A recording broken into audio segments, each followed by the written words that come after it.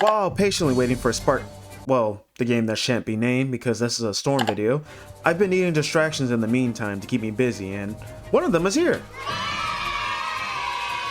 What's up guys, it's a Grace Rogue here, stepping out of the shadows to bring you content, and Urashiki is finally out and he is a menace. CC2 yet again knocked it out of the park, so no surprise from them. With his moveset, like I said in my last video, his ultimate is definitely one of my favorites in the game, or became one of my favorites in the game.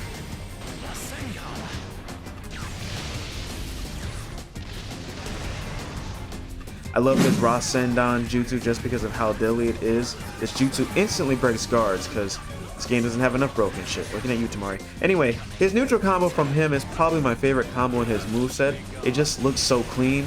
His grab is perfect as it's a reference to him nerfing Sasuke in real time, with Sasuke getting no time to read the patch notes. So when you see any Sasuke with a Rinnegan, you know what to do.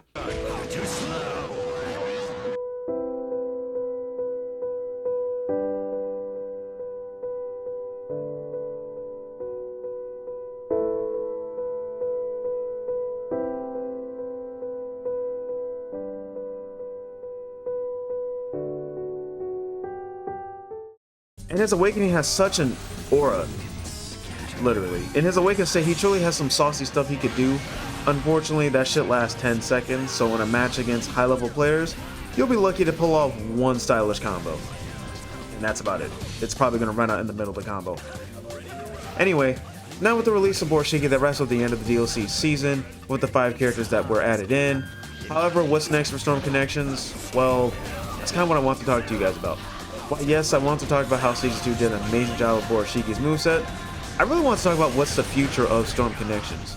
Now, is a Season 2 on the way? I don't doubt it. Probably won't hear about it for a minute though, especially with, again, what's coming out next month. No one would care much anyway.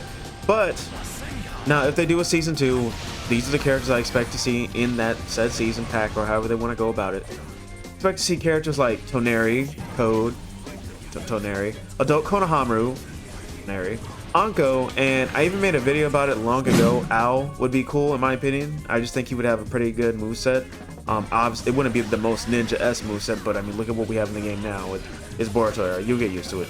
Anyway, oh, Toneri. Anyway, I got to ask you guys watching, what does Season 2 have to do in your eyes for this game to get hit with the Edo Tensei? And don't just suggest characters to be added in.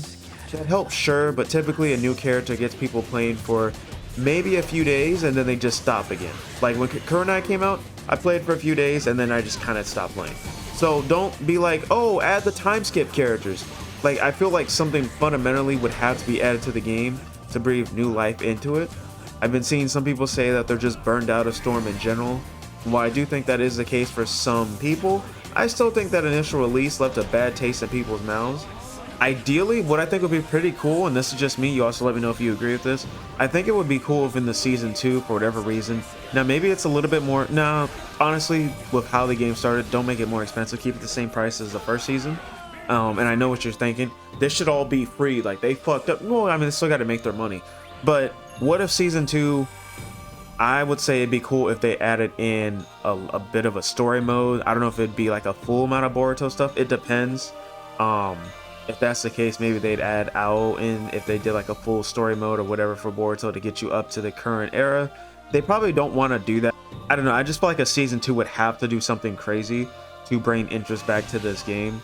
Some people have been saying feel burned out about Storm Connections or the Storm series in general, and they just kind of are getting burned up from it. I've been playing this series for the better part of a decade, if not a little bit more, a little bit less. Like, I've been playing the hell out of this game since Storm 2.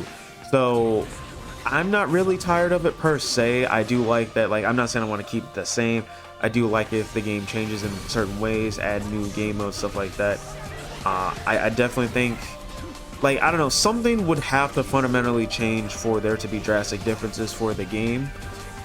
You can't just keep adding characters right now. And Connections, I don't know, something about this game when I played, I can only play it so long because it's one of those games that, like, it gets frustrating sometimes playing certain people.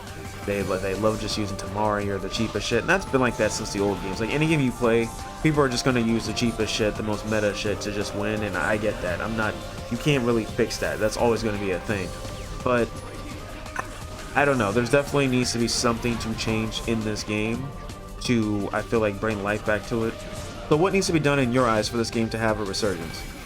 While you think about that, just want to let any of you that might be interested know that I plan to start streaming on this channel, where you guys can join in and have live discussions about anime-esque related topics, or just show up and chill with us as we play some anime games and just hang out. I should be streaming tomorrow around 5:30.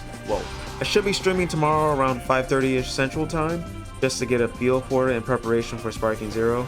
If you miss the stream, the benefit on YouTube is it'll still be there later, so hopefully I can make that enjoyable for everyone. I appreciate you watching, and back to the shadows I go. Binary.